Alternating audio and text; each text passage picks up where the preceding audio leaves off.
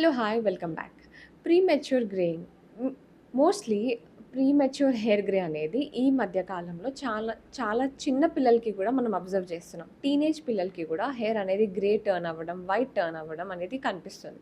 Premature greying అంటే సింపుల్గా ఏమంటే యూజువల్గా లేట్ 30s లేట్గా రావాల్సిన గ్రేయింగ్ అనేది చాలా తొందరగా ఎర్లీ ఏజెస్లో 20స్లో టీనేజర్స్లో రావడం దాన్ని ప్రీమెచ్యూర్ హెయిర్ గ్రేయింగ్ అంటారు.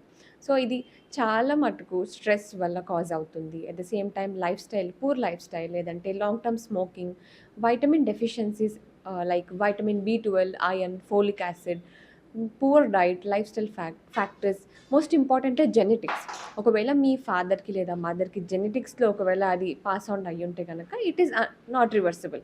ఒకవేళ న్యూట్రియం డెఫిషియన్సీ, వైటమిన్ డెఫిషియన్సీ వల్ల ఇది ఒకవేళ కాజ్ అయ్యింది అనుకుంటే కనుక దెన్ డెఫినెట్లీ ప్రాసెస్ అనేది స్లో డౌన్ చేయొచ్చు తప్పకుండా.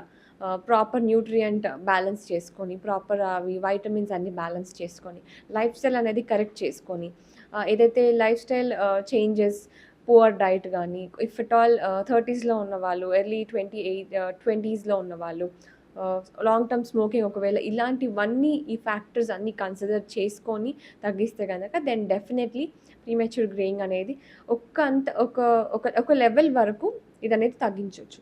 If it is genetics again it cannot be reversed. So చిన్న పిల్లలకి ఒకవేళ మీ సరౌండింగ్స్లో కానీ, మీ ఫ్యామిలీలో కానీ, టీనేజెస్లో ఇఫ్ ఎట్ ఆల్ మీరు అబ్జర్వ్ చేస్తే ప్రీమెచ్యూర్ హెయిర్ గ్రేయింగ్ అనేది, దెన్ తప్పకుండా వైటమిన్ డెఫిషియన్సీస్ ఉన్నాయా, న్యూట్రియంట్ మినరల్స్ డెఫిషియన్సీస్ ఉన్నాయా అని చెక్ చేసుకొని ఒకసారి ఆ డెఫిషియన్సీని ఫుల్ఫిల్ అనేది చేసుకోవాలి. So thank you for watching.